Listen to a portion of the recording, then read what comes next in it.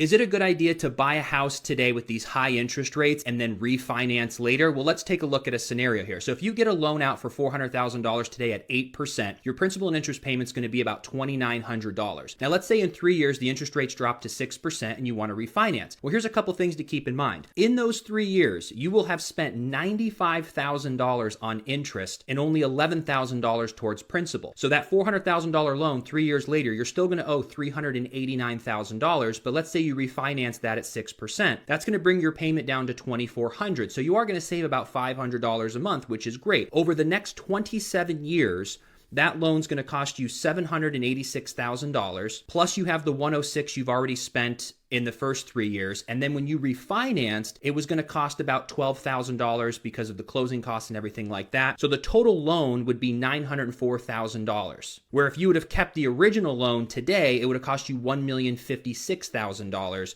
which was a savings of $152,000. Really cool to see the breakdown he did there. But I think this is a really good conversation to have because a lot of people in the Canadian market, especially just getting into the market, are really worried about the interest rates. And we keep talking about high interest rates, high interest rate, high interest rate. But the reality is just get into the market if you can, because you have the power to refinance once you have that property. Refinancing is going to save you money only if you hold the property, like he said, when you break it down in that first column. But the power he's not talking about the refinance is the ability to take that $106,000 from the refi to put that as a down payment into another property. As long as you're planning to hold the first property, you hold that first property, get renters, short-term rentals in there. They're paying down your principal while you're building that equity in that first property and living in the second property, and you can rinse and repeat that method. So when people are worried about the interest rates and the overall amount, that's not what we should be focusing on. We should be focusing on getting into the market. We can use that for refinance to save us money